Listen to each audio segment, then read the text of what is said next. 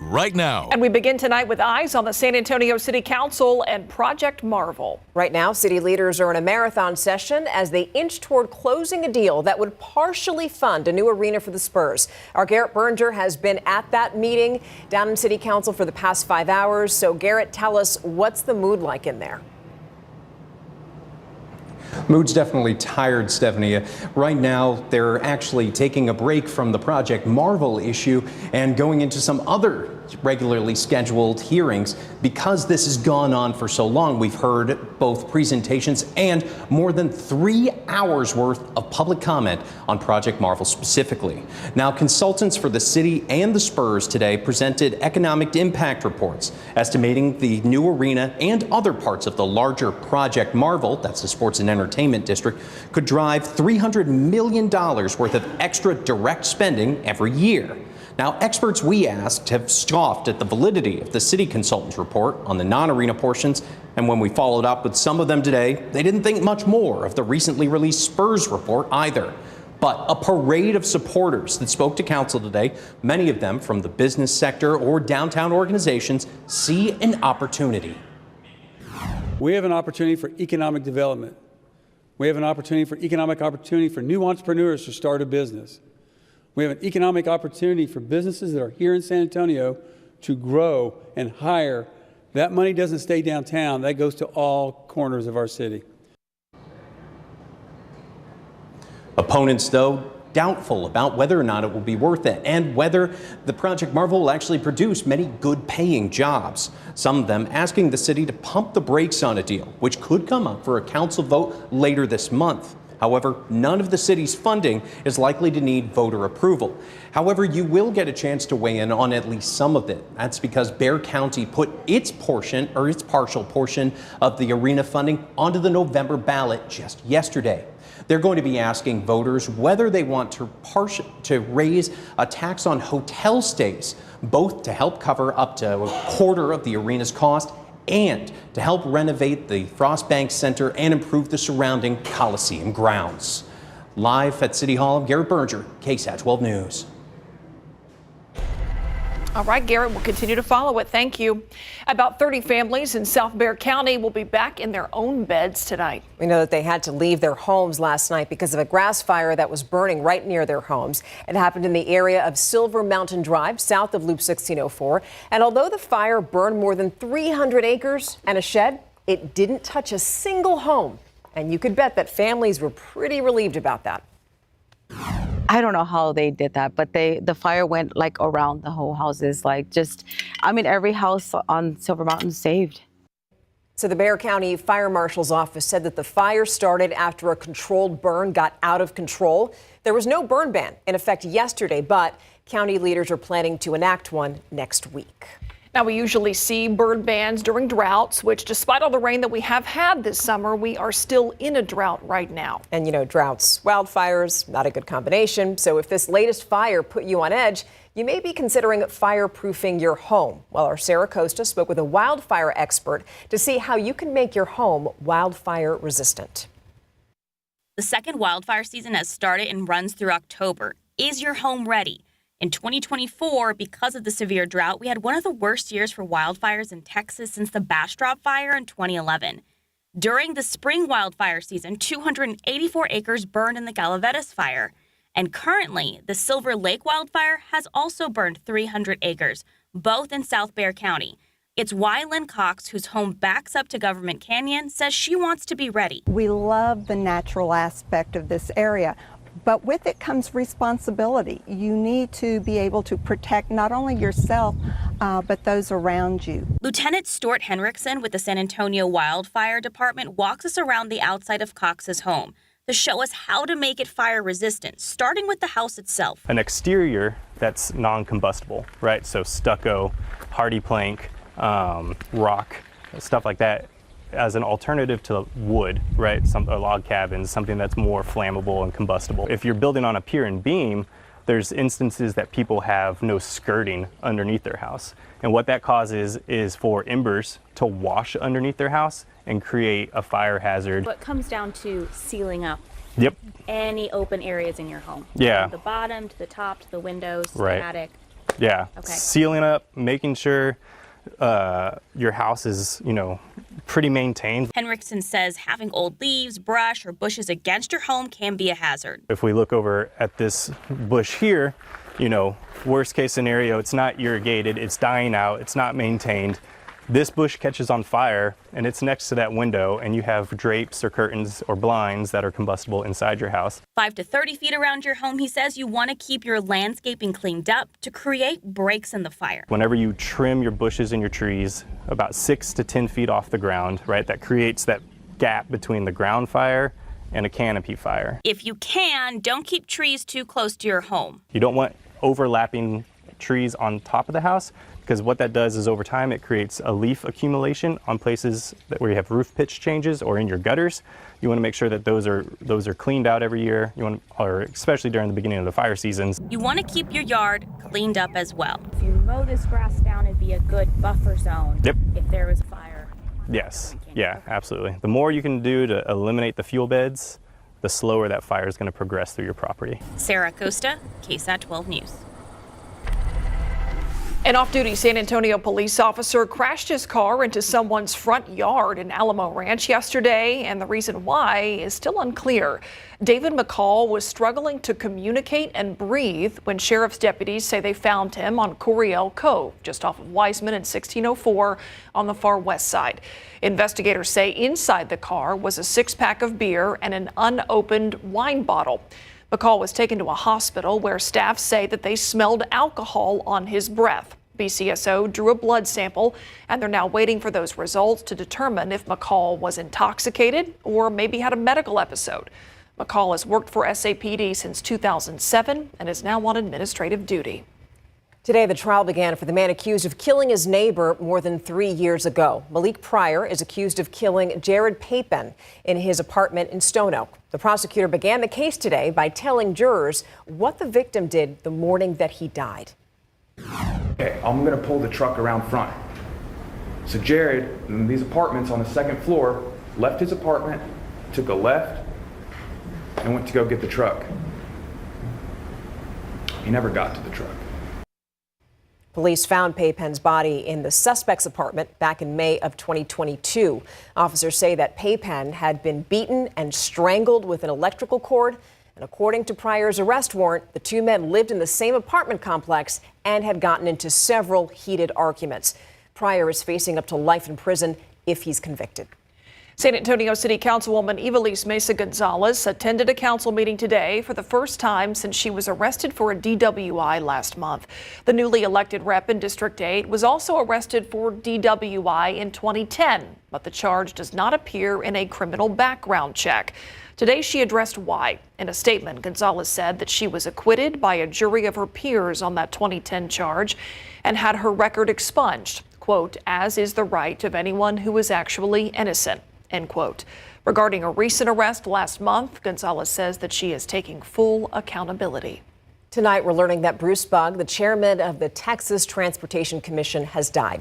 TxDOT announcing his sudden passing this afternoon. And Bruce was a big deal in San Antonio. He was the chairman and trustee of the Tobin Endowment, also co-founded the Bexar County Performing Arts Center Foundation, and he owned the Tobin Center.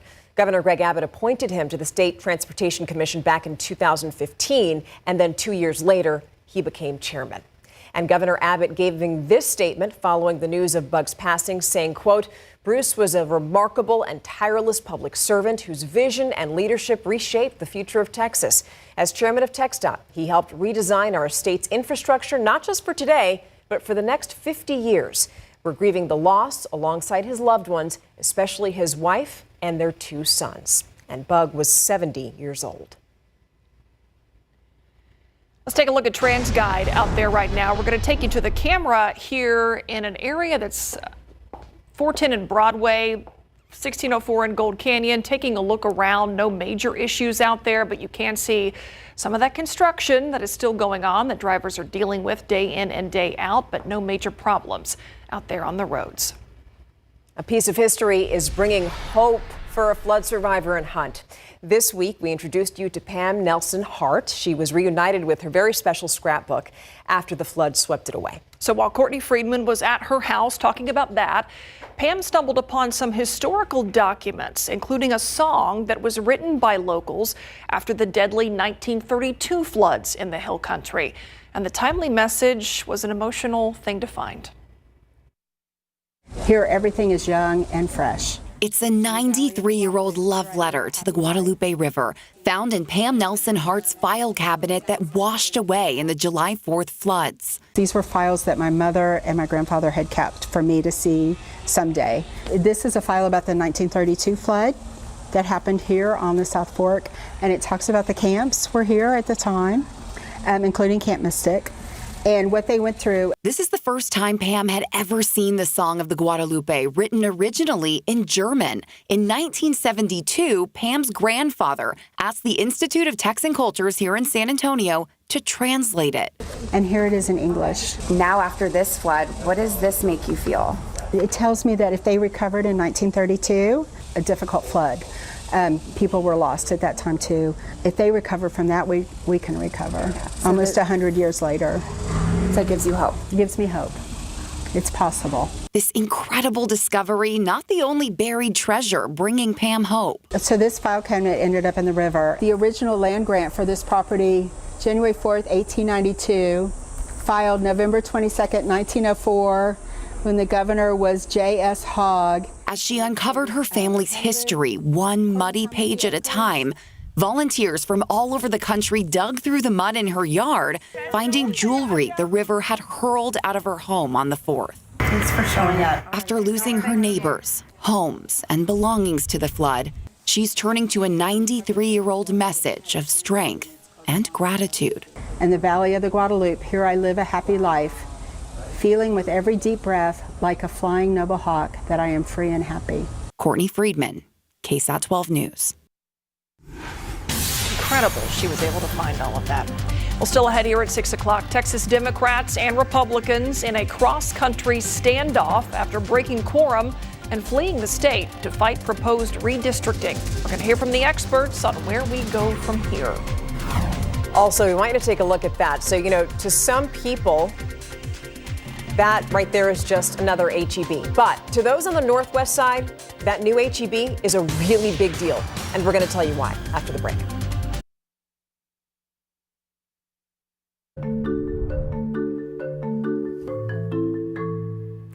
Welcome back. So, this right here, that's not just a new HEB. For the people who live in the area of northwest San Antonio, that right there, that's a sign of progress. A new place where they can shop for groceries. A huge place where they can shop for groceries. The new College Park HEB opened up this morning off of Loop 1604 near the main UTSA campus. RJ Marquez was there for all the excitement and tells us what this means for the future of the area and the families that live here. Dozens of shoppers were out before the sun came up to get their first look at this new HEB on the far northwest side. I'm very excited. I'm taking care of my mom, and she lives near here. John and Karen Ponish have lived in Helotes for more than 15 years and seen the area absolutely boom. 1604 used to be just two-lane road, it wasn't the big highway that it was now. We used to live down by SeaWorld. And it was just took forever to get over in this area. This new HEB is also a prime spot for families that live off of Babcock Road and Kyle Steele Parkway. Before this location, the closest big grocers were the Bandera and De Zavala HEBs and the Walmart on De Zavala. It's been challenging, with the amount of growth and, all the construction and all that, but we're hopeful that everything will be a lot better. Natalie and Juanita are part of the Garcia Elementary PTA and feel the growth is needed, especially with the start of school. If you do it well and you do it the correct way by basing on what the community needs are, then I think you'll be efficient and you will continue to grow into the future. And speaking of class, this new HEB fills a need for a big grocery store near UTSA's main campus. There's also more international food options for students and faculty. And just to give you an idea of how convenient this is for UTSA students, check this out. You're looking at a dorm that is on the main campus. Now, if we swing around here, I'm standing at the front entrance of this HEB. I put this in my phone. It takes just about 20 minutes to walk from the the main campus over here to this front entrance, only a 3-minute drive. Definitely convenient for not only the students, but for several people in this growing area. Even for students who live off of or on campus in the dorms, a lot of students don't have access to like their own transportation. They have to use public transportation, which is a lot. But here, like, you can just walk down the street and you're at HEB. And for those driving, the recently opened flyover ramp from I-10 West to 1604 East shows the growth is not about to slow down anytime soon. On the far northwest side, RJ Marquez, KSAT 12 News. College plus curbside. Yeah, love that. Although I will say I don't know that I would want to walk outside right now. I'd probably wait a few more hours. Now, right now we're looking at the skies, really nice and blue, but there are some showers, although far from our area. Yeah, over near Hallettsville, a few showers. And by the way, did you see that confetti action at HEB? You loved it. Oh, they were spot. That was thick. That was good. Fluttered just right. The colors were great. Fetty. Oh, are you ready for some fetty, right? It's not a party without the fetty. Well done, HEB. Bravo, bravo. Okay, let's get right to our authority radar. And a little bit of action, Lavaca County earlier, and a little bit right now, but not so much out there right now at the moment. It's really fizzled out. You see that one little pop-up downpour just outside of Hallettsville. You could see it from Hallettsville, Moulton and Shiner, but it really just hit between Moulton and Hallettsville. Quiet the next several days. Thursday, Friday, Saturday, maybe a few coastal pop-up showers, kind of the typical routine, really close to the Gulf coastline. By Sunday, a 10% chance around town. Monday and Tuesday, a 20 to 30% chance as a little shift in our weather pattern arrives. Now, here's that shift we're talking about. Upper level high, Big Blue H, not directly overhead. It's over New Mexico, so still influencing our weather a bit. You know, we're near 100 degrees daily. But this upper level high is not going to plant itself directly overhead. It's going to move through North Texas, Oklahoma, and really break down. And that opens the door for this inverted trough. You know how we often talk about the dips in the upper level flow that we look for? This is an upside down dip, okay? It's like the weather trying to trick you meteorologically, right, when you're analyzing this. So this inverted trough, that's going to be moving in by Sunday and especially into Monday and Tuesday. Should help stir things up just enough to take some of the instability and moisture in the air and turn it into a few showers. Not anticipating a whole lot of rain. Of course, things could change a little bit between now and then, but I mean, some shower activity likely to pop up at some point between Monday, Tuesday, and potentially even into Wednesday. But we're not, as of now, not looking at a whole lot of potential in terms of overall rainfall. Now, let's talk about Tropical Storm Dexter. Makes me think of the TV show, right? And my father-in-law from Long Island, when he says, Dexter, Dexter, you know, it's Dexter. So whenever I look at this, I always think, hey, Dexter. Dexter's out there, and it's strengthened a little bit. This far away from Bermuda and even Nova Scotia, moving into the north central Atlantic, even strengthened a little bit overnight, 50-mile-per-hour winds, but it's not going anywhere to affect any land. That's moving on out. We are watching an area off the Carolina coastline for a 30% chance of development. That's actually dropped a little bit since this time yesterday. And then much higher likelihood in the central Atlantic of some development from this tropical wave, ripple in the upper level flow. And keep in mind, this is the time of year where we start to see more action in the Atlantic basin, and especially out there in the open ocean, opposed to, say, the Gulf. 99, our high temperature today. So close, but we didn't do it. Doesn't count. So we still have 9 100-degree days so far this year. Compare that to summers past, and we're behind pace. Now, last year we had 12 at this time, but in 2023 we had 41, and in 2022 we had 56 100-degree days by this time. 100 at Stinson at the airport south side, otherwise 90s. Bernie, Bulverde 93, Uvalde and Hondo 97, Floresville 99. August heat is what we're feeling. By 8 o'clock, 93, 10 o'clock, 87 degrees, southeasterly breeze at about 5 to 15 miles per hour overnight. 77 to start the day tomorrow at sunrise, already 90 at noon. We are expecting triple digits here in San Antonio tomorrow afternoon, and most locations, 100 plus or minus a degree or so. And then those slight rain chances come back into the picture by early next week. We'll talk Saharan dust coming up at 6:45. All right. Thank you, Adam. All right, so now we're going to get a moment to play Wednesday evening quarterbacks, right? I know that's not a thing. It's Monday morning quarterback, but I'm just saying. All right, so let's evaluate, or there's been talk about the Cowboys-Rams joint practice. How did that go? Yeah, that's the big thing right now. Brian Schottenheimer telling us how he thinks things went. We saw how it went. Wasn't perfect, but Schottenheimer giving his take on how it went coming up. And the Mission spent the morning volunteering at the SA Food Bank. Also a big announcement coming from the MLB to join forces with the Missions to help Texas Hill Country flood victims after the break.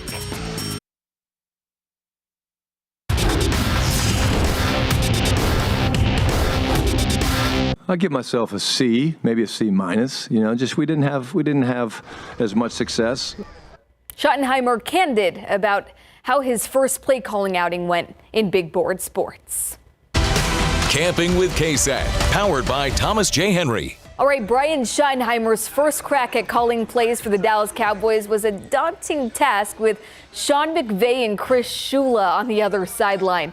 Dak Prescott and company faced some tough defense and coverage when the Cowboys and the LA Rams got together for a joint practice yesterday in Oxnard. And there was plenty Schottenheimer wasn't pleased with, but the first-time head coach also making it clear he's not giving up too much of his playbook this time of year. We gave up too many explosives. And I sat up here a couple of days ago talking about that with, you know, one of the things Matt Eberflus's defense doesn't do and the Cowboys defense won't do is give up big plays. And we gave up too many big plays. Don't read too much into it, guys. We literally played 2 coverages. We literally kept all of our clubs in the bag. It was like we were out there playing with a 7-iron. I hate to tell you guys, but I'm going to be honest, like we're going to be playing with a 7-iron most of the preseason. So unless I get pissed. If I get pissed, the ball's probably going down the field if I get pissed. We all want to see that. Schottenheimer and the Cowboys take on the Rams at 6 o'clock on Saturday for their preseason opener. And there you have it. Schotty warned us, expect a vanilla playbook. He is a D1 athlete and a self-published author, or a champion and visionary, rather. Osawese Agkonbonbon just wrapped up his sophomore season on the University of Texas track and field high jump team. His best season to date that he just wrapped up. He finished 20th in the NCAA championships, Meanwhile, Agkonbonbon just published his debut novel, a sci-fi epic psychic suit. The Frisco native is not one to limit himself, motivated by creating a story around his story. I can be a high-level athlete, but also these are things I do off the track or off the field or off the court that make me unique. All right, we will tell you Agkonbonbon's full story coming up at 7 o'clock on KSAT Sports Now, streaming on KSAT.com and KSAT Plus.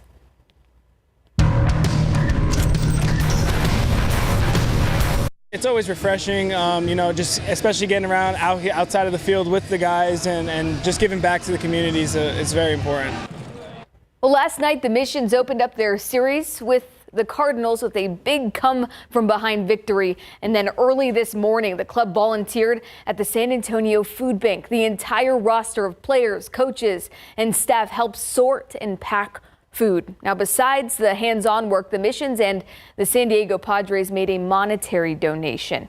This Saturday is the Missions fundraising game for the victims of the Texas Hill Country floods. And it was just announced the Padres and the Boston Red Sox will also wear the jerseys of area high schools during batting practice, just like the Missions. That'll be cool to see. Yeah. And very important. Awesome show of support. Yes. Thank you. Now, still ahead, he was a local legend, and now Flaco Jimenez is getting a star-studded send-off tomorrow. And guess what? You can also take part in that celebration. And tensions brewing across state lines as state Republicans lash out at their absent Democrat colleagues. What could be in store for the state's legislative future? We're going to talk about it in our KSAT Q&A next.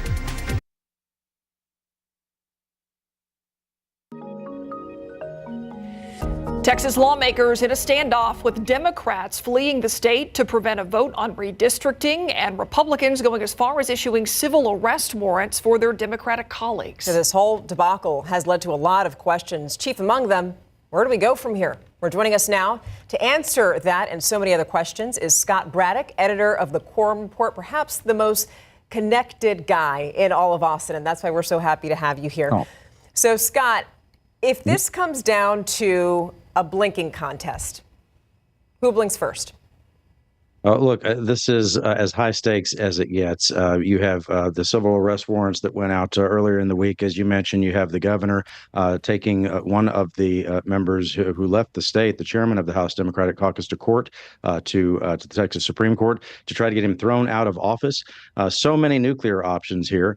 And where we go from here, not clear. It's my understanding that as soon as Friday, and this is the hot rumor in Austin right now, so we'll put it in that file, but it's possible the Speaker of the House could this session completely to give up on this special session for now and then try to reset, because it doesn't look like the Democrats are coming back anytime soon. So you mentioned the nuclear options. There's the possibility President Trump's been asked about getting the FBI involved in this as well. Now, taking a look back, we know this has happened before. We know that lawmakers in Texas have fled the state, breaking a quorum, preventing their colleagues on the other side from getting things done that they didn't like. What is different about this instance that we're seeing right now? Quorum breaking is a legislative tradition in Texas going back to the 1800s. The one that people remember more recently was in 2021, and then going back to 2003 as well.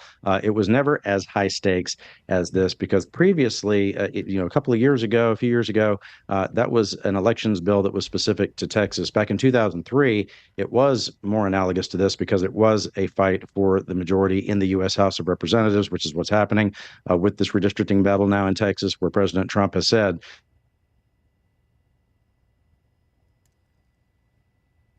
time you have Democratic governors around the country saying that they'll try to counteract that with redistricting efforts of their own in some other places. But look, I think that the fact is that we're in uncharted territory here when the governor's trying to throw a member out of office, and you have the Democrats that they're not going to back down even after a bomb threat at their hotel this morning. It turned out to be nothing. They just had a scare this morning. But I did talk with some members who were really freaked out about that.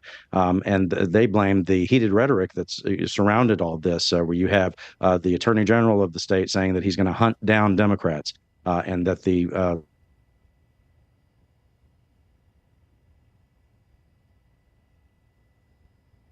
the president might, as you said, engage federal law enforcement to go get them. Scary for some of them to be right in the middle of it, but some others have said that that's what they signed up for when they signed up for legislative battle. So, Scott, the question is also, how far could both sides go legally when it comes to all of this? Because we know the governor has threatened to have the Democrats removed from office, but a lot of legal experts are saying that's not really likely to happen. Probably not. And in fact, my publisher at quorumreport.com, Mr. Kronberg, Harvey Kronberg, had gone back and looked at some of the attorney general opinions from when Greg Abbott was attorney general. Mm-hmm. And there was, going back to 2007, I believe it was, there was an opinion issued by Greg Abbott when he was AG that said that the governor's office and the AG's office probably shouldn't even get involved in legislative business at that level, as far as kicking anybody out of their office. But we're in a different time now. We're in the era of Trump, and as you know, the norms are being challenged all the time. So we'll see how this plays out. Unprecedented is the word that keeps being thrown around about some of the moves that are being made. Scott, this special session had been called before the July 4th floods that ultimately ended up killing 130 people plus across the state. But, after that, we did see a lot of measures filed related to flood mitigation efforts, disaster preparedness. What does this legislative standoff do to the possibility of those not only even being passed, but even being discussed at this point? They weren't really being discussed that much before this. There was the big hearing in Kerrville that y'all, of course, covered here on KSAT that went on all day, I guess, last Wednesday or Thursday.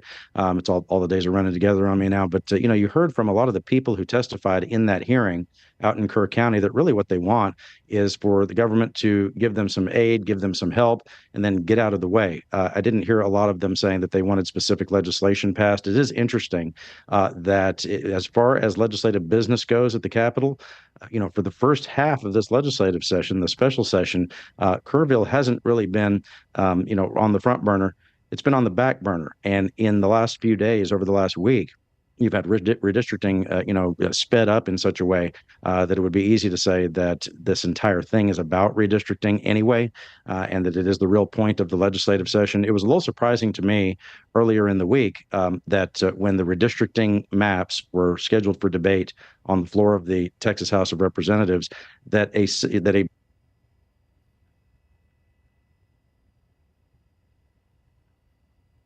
position to accuse Democrats of blocking, any relief for those folks who are out in Kerrville, but that just didn't happen. Scott Braddock, editor of the Quorum Report, we appreciate you being here and sticking with us through some of our Wi-Fi pauses Yes. there as well. Always appreciate your time and insight. Yes, and of course, I'm sure you'll be back pretty soon. Thank you. Now, still ahead, Flaco Jimenez is set to have one more curtain call, and you could be there. Details up next.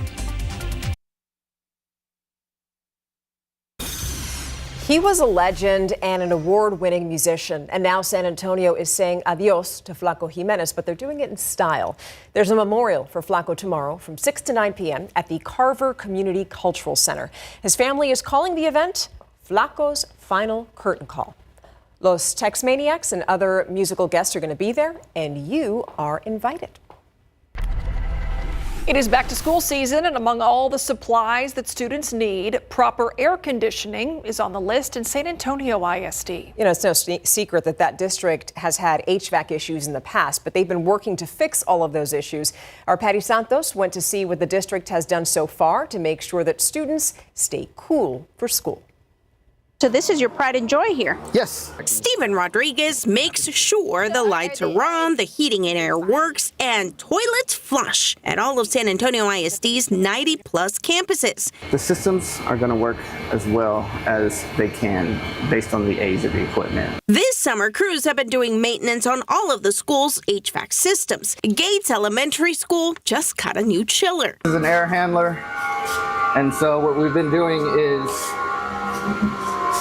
changing out the filters, ensuring that the filters are these good. filters, right? Yeah. The problem for a 125-year-old school district is things are old. What is the oldest system that you have? We use an age type of equipment called a two-pipe system. That's what I've noticed, probably the oldest part of our systems that need to get replaced. This is like from the 70s, from the 80s, and the 90s? Two-pipe system is probably 70s. In 2020, voters approved a historic $1.3 billion bond. 5 years later, the district says $77 million have been used to improve HVAC systems at 41 campuses. Another $27.3 million will be spent by 2028 to improve 12 more campuses. I'd say we probably have about 20 campuses that, will come and approach end of life cycle within the next 2 years. It'd be great for us to come. Yvonne Little oversees bond money. Why has it taken so long to get these upgrades? Old buildings, she says, require specific plans. Right now, the lead time for chillers and major HVAC components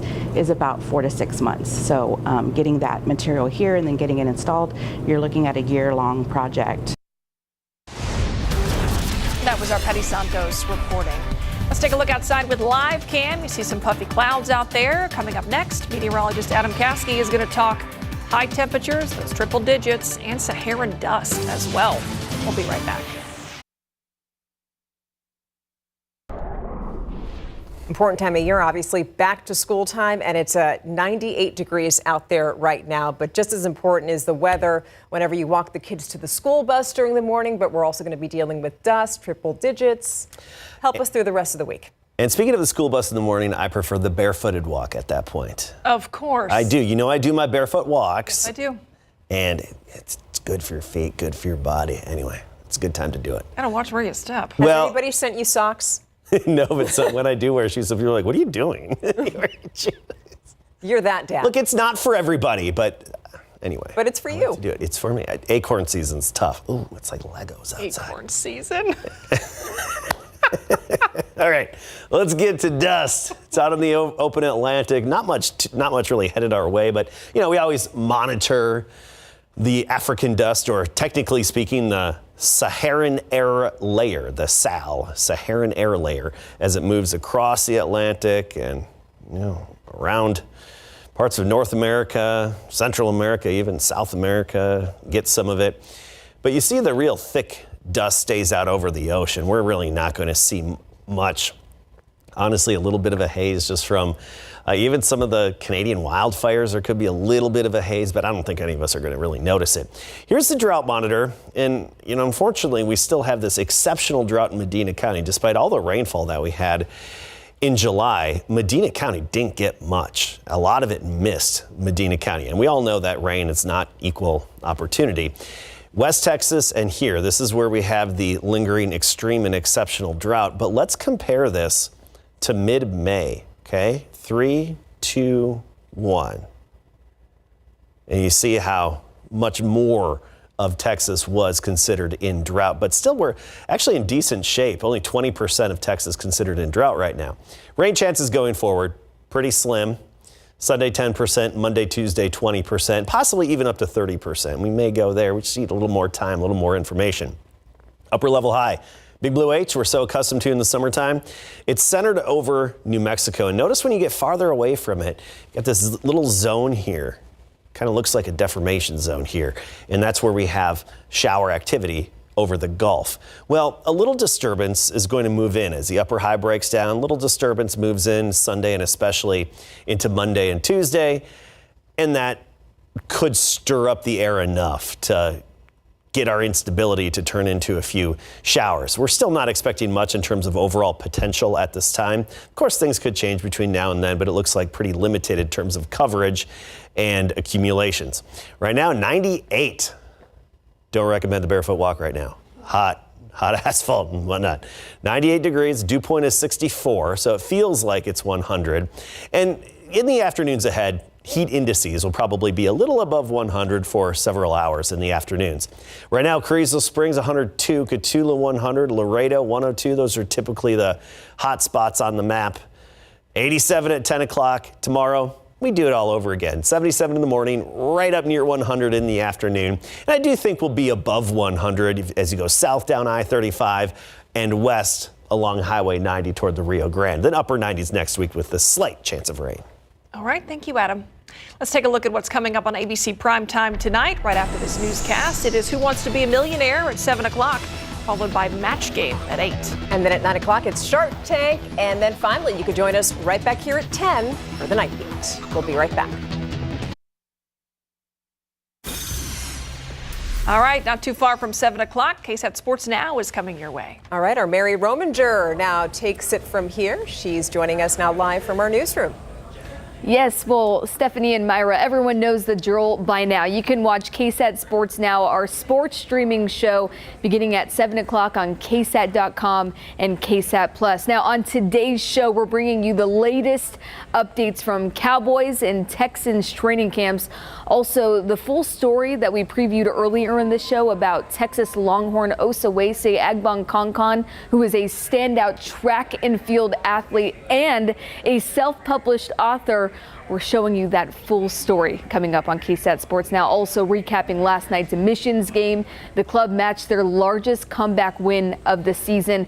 And the MLB is getting in on the Missions fundraising efforts for the Texas Hill Country flood victims. KSAT Sports Now begins at 7 o'clock. Again, available on all of your KSAT 12 streaming platforms. We hope to see you there. Stephanie and Myra, it'll be a great show. Okay. All right. Thank you, Mary. Thank you. We'll be right back. They're marketed as a healthier lunch kit option for kids, but what's really inside Lunch Leaf? Tomorrow on GMSA, what Consumer Reports found when they put it to the test. GMSA starts at 5 a.m. All right, we didn't do it today. 99 was our high today, so we're still at 9 triple-digit days so far this year. By this time last year, we were at 12. In 2023, we had 41 by now. And in 2022, we had 56.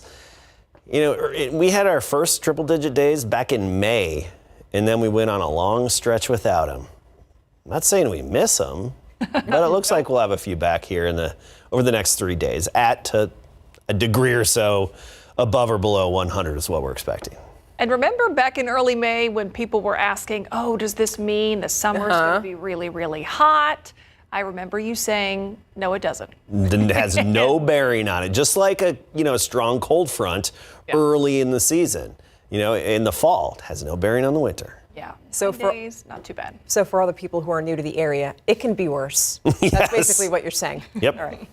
Well, thank you for watching us. Yeah, thanks for watching us. We'll see you on the night feed.